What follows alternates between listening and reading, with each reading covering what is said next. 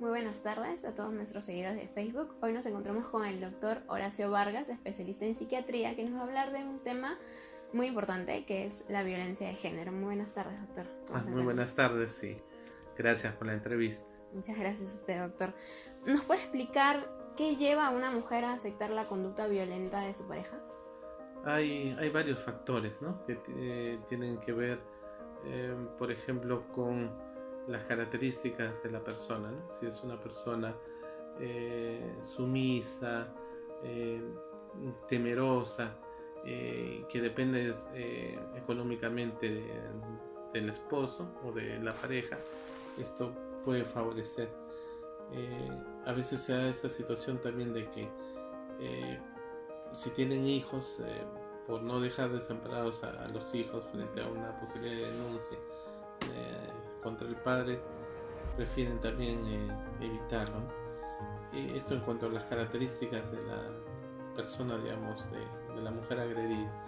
Y las características del varón, el que se haya formado en una familia o haya recibido estilos de crianza, digamos, autoritarios, donde la figura del varón, sobre todo en la pareja, debe ser, digamos, aquella figura que impone la autoridad, a la cual hay que rendir obediencia, incluso que puede ejercer maltrato tanto físico como verbal, y que esto puede ser admisible porque es el esposo, ¿no? Ok, doctor. O sea, cuando un niño normalmente se cría en un ambiente que es violento, ¿en su adultez también él puede ser violento?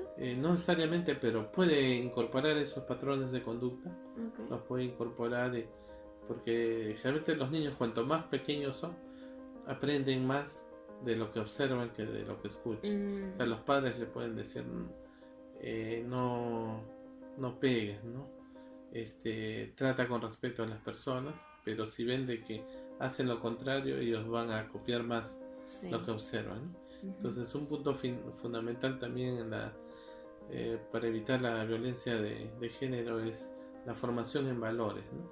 Claro. ¿No? Cuando no hay, digamos, una formación sólida en valores, sobre todo en lo que tiene que ver al respeto, entonces se pierde esto, entonces fácilmente se puede llegar, digamos, de la mano con agresión. Muy bien, doctor. ¿Y qué conductas me pueden alertar a mí que mi pareja puede tener una conducta agresiva? Bueno, si es una persona que se irrita con mucha facilidad, que es intolerante, que quiere imponer sus ideas, y que ya empieza a manifestar algunos indicadores como tirar cosas, romper cosas, insultar verbalmente, entonces esto puede ir poco a poco en escalada. Otro aspecto también es los antecedentes previos, ¿no? Si ha habido antecedentes de agresión verbal o física hacia otras personas. Ya. ¿Y puede una persona cambiar a su pareja sin la ayuda de un profesional? Es un poco difícil, porque en la persona violenta pueden haber diversos factores, ¿no? Hay factores biológicos que se relacionan con algunas características que desarrolla la persona, ya sea como parte de un trastorno mental o como parte de ciertas características de personalidad.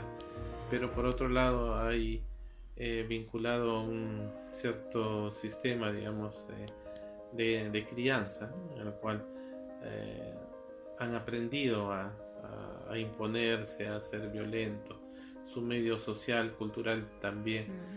Entonces, cambiar a una persona que tiene estos patrones de conducta muy enraizados es difícil, ¿no? En la mayoría de los casos requiere ayuda profesional, o por lo menos algún tipo de ayuda de alguna institución o de otras personas que le permitan ver que su conducta no es adecuada. ¿Qué tipo de ayuda profesional necesitaría? Lo primero que hay que ver es si esta conducta, digamos, responde a alguna patología mental, o si es producto de ya una tendencia, digamos, familiar, cultural. Eso es lo primero que hay que descartar. Entonces, en un establecimiento de salud ya sea el médico, el psicólogo o cualquier otro profesional de la salud puede intervenir, eventualmente derivar al psiquiatra si es que hay la sospecha de que hay un trastorno mental detrás. Pero no en todos los casos, y más bien dicho, no en la mayoría de los casos hay un trastorno mental. Hay personas que son violentas, pero que esto responde más a sus estilos, digamos, de conducta, que son reforzados por su ambiente familiar y cultural. Entonces, en esos casos también hay que intervenir, ¿no? Ya sean los mismos profesionales de la salud o algunas otras instituciones. Ok, doctor. Y en cuanto a la violación sexual, por ejemplo, ¿qué problemas en el entorno social puede sufrir la persona afectada? Hay diversos problemas que puede sufrir, ¿no? Porque por un lado hay el daño por el impacto que ha sufrido la persona, sobre todo si la violación se ha dado de manera, digamos, muy cruenta, con amenazas, de una manera muy violenta. Empiezan a aparecer toda una serie de creencias en relación a que la persona ya a raíz del abuso ya, digamos, está dañada, que nadie más se va a fijar en él, sentimientos encontrados, ¿no?, hacia el agresor, hacia los padres, por no haber sido protegido o defendido. También pueden haber sentimientos de culpa, ¿no?, porque pueden pensar de que lo han provocado, digamos, ese acercamiento. Y a veces los familiares también suelen pensar eso y le transmiten a la persona afectada, ¿no? Doctor, ¿y quiénes son las personas más vulnerables a sufrir de una violación sexual? Los más vulnerables realmente son los niños, las mujeres en general, las personas discapacitadas, las personas que están en situación de extrema pobreza o que no tienen información, son más vulnerables a sufrir estos cuadros. Doctor, y dígame, ¿cuáles son las posibles consecuencias de haber sufrido abuso sexual en la infancia? Las consecuencias son diversas, ¿no? Para empezar, hay un impacto emocional importante en la persona, que puede, digamos, arrastrar a lo largo de su vida, ¿no? Por todas estas manifestaciones que conversamos en la pregunta previa. Si la persona, adicional a eso, si el niño ya tiene una vulnerabilidad a un determinado cuadro clínico, puede desarrollar algún trastorno mental, ¿no? Ya sea depresión, trastornos de ansiedad, incluso cuadros psicóticos, que es menos frecuente pero se puede presentar.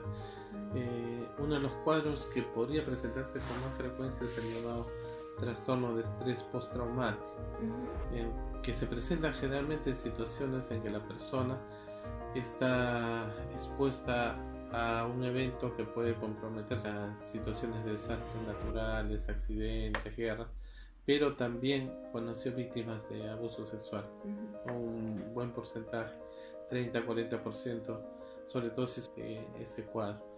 Y entonces tienen sentimientos o síntomas de experimentación del cuadro, conductas de evitación y toda una serie de síntomas que genera que la persona esté hiperalerta, muy ansiosa, con temor de volver a sufrir el cuadro. Pero aparte de eso, si no desarrollan un trastorno específico, hay un daño emocional que puede en muchos de los casos requerir de ayuda profesional para superar el impacto del abuso.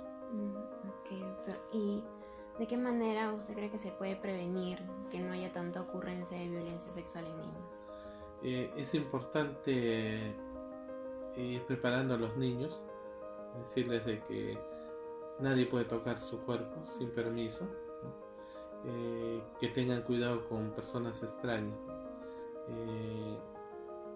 Si notan de que están intentando tocarles o les ofrecen algo, siempre comunicar al familiar más cercano, ¿no?, si tienen alguna conducta sospechosa. Lo otro es evitar que se expongan a situaciones de riesgo, ¿no? Entonces los padres confían plenamente en diversas personas, lugares, pero en realidad son en esos lugares donde curiosamente se da con más frecuencia, ¿no? Uno se piensa, no, mi familiar, o si va a una institución, el colegio, la iglesia, que ahí no va a pasar nada, y a veces puede pasar ahí, ¿no? Entonces, no tener una confianza excesiva de que el niño está desprovisto de peligro, ¿no? Siempre estar atento, ¿no? A lo posible, no dejar a los niños solos con personas extrañas. Y educarlos sobre todo, ¿no? Enseñarles que su cuerpo no se toca. Eso es fundamental, ¿no? Que estén informados, ¿no? Que cualquier cosa extraña siempre la comunique. Okay, doctor. ¿Y qué otros tipos de tratamientos o patologías usted trata en su centro? La patología en niños y adolescentes es variada, ¿no? Incluso más variada que en adultos. Todos los trastornos clínicos que se presentan en adultos, excepto los cuadros de demencia y los trastornos de personalidad, se pueden iniciar en la infancia y en la adolescencia.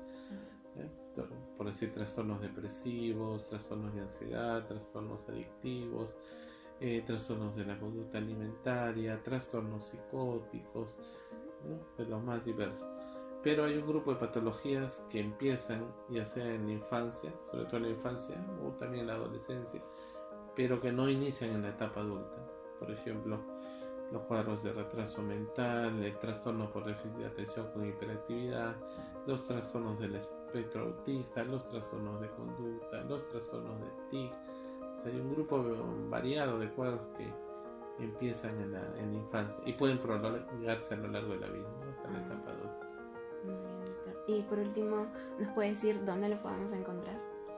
Mi consultorio está en la calle La Javiota 119 Surquillo, entre las 7 y 8 de la avenida Aramburu. Muy bien, doctor. Y también en Saca tu Cita, donde pueden visualizar su agenda y dónde se encuentra. Muy bien, entonces eso es todo. Muchas gracias. Hasta luego.